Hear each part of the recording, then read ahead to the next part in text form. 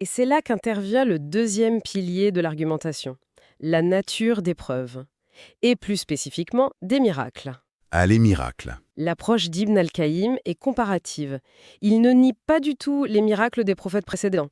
Au contraire, il les utilise comme un étalon pour montrer que ceux de Mahomet sont, selon lui, d'une ampleur supérieure. C'est presque une surenchère argumentative alors. Vous avez ça, nous on a la même chose, mais en plus grand. On pourrait le voir comme ça.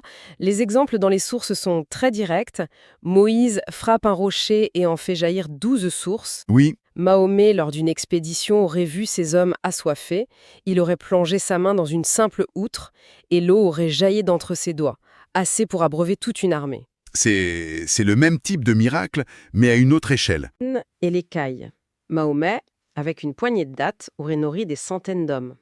Et ça ne s'arrête pas au miracle actif.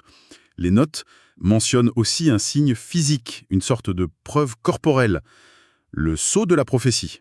Le Khatam al-Nubuwa, c'est un détail qui revient souvent. Il s'agissait d'une excroissance de chair, de la taille d'un œuf de pigeon, qu'il portait entre les omoplates. Et c'était vu comme quoi?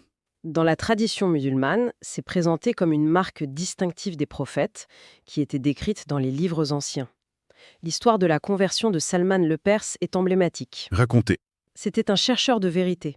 Son dernier maître chrétien lui aurait décrit le prophète à venir avec une liste de signes très précis.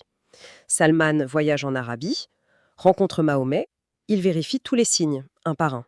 Et le dernier? Le dernier, celui qui emporte sa conviction, c'est quand il aperçoit ce fameux sceau dans son dos. C'est un argument qui se veut très factuel, presque médico-légal. Mais est-ce que tous ces miracles physiques, ça suffit? Après tout, ils ne sont visibles que par les contemporains. Et c'est précisément le point de bascule.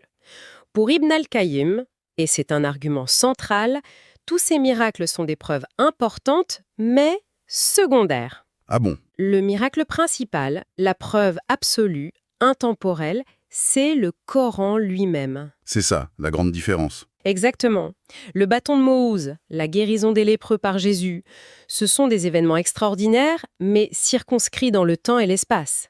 Le Coran, lui, est présenté comme un miracle permanent. Un défi intellectuel, en quelque sorte. Un défi intellectuel, linguistique, législatif, qui est là sous les yeux de chaque génération. C'est une preuve qui ne dépend pas du témoignage, mais de l'examen direct. D'accord.